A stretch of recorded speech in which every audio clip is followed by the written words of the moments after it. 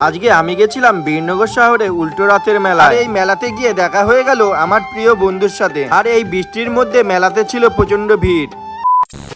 আজকের দিনটি ছিল উল্টো রথের মেলা, তাই রেডি হয়ে বেরিয়ে পড়লাম আমাদের বীরনগর শহরে উল্টো রথ দেখতে। সেই মতো আমার হিরো গাড়িটা নিয়ে বেরিয়ে পড়লাম উল্টো রথের মেলা দেখতে। সেই মতো মেলাতে এসে পৌঁছেই দেখতে পেলাম বৃষ্টির মধ্যে মেলাতে রয়েছে প্রচন্ড ভিড়। আর এই উল্টো রথের মেলা ভিড় হবেই না কেন, এবছরের শেষ উল্টো রথের মেলা এটা। আর এই মেলাতে এসে দেখা হয়ে গেল আমার প্রিয় বন্ধু, তোমাদের চেনা পরিচিত সকলে, অমিতদার সাথে। আর এই রথের মেলাতে এসে যেটা দেখা যায় জিলাপি ভাজার সেই সুন্দর দৃশ্যটা। আর এই জিলাপি ভাজার মুহূর্তটা কার না ভালো লাগে। আর এই মুহূর্তটা দেখা মাত্রই অমিত আমাকে আইসক্রিম কিনে দিল। সেই মতো আইসক্রিমটা খাওয়া আমি দেখতে পেলাম অমিতের মেয়ে আইসক্রিম খেতে গিয়ে ঠান্ডা লেগে গেছে। সবাই মিলে আইসক্রিম খাওয়া হয়ে গেলে সবাই মিলে চলে গেলাম রথ দেখতে। আর সেই মতো রথের সামনে আসার পর জগন্নাথ দেবের দর্শন করে নিলাম। আর এই রথের মেলাটি ছিল বীরনগর রেল স্টেশনের ঠিক পাশে। আর সেখানে দাঁড়িয়ে থেকে জগন্নাথ দেবের দর্শন করে নিলাম দড়ি টেনে। আর সেই মতো দাঁড়িয়ে থেকে জগন্নাথ দেবের চন্দ্রমিত্র নিয়ে নিলাম। সেটা খাওয়া শেষ হলে আর এই বকুলতলা দেখে মনে পড়ে গেল আমাদের রথের মেলার কথা। আর এটা দেখে মনে পড়ে গেল আমাদের বকুলতলায় ভিড় জমেছে রথের মেলার দিন।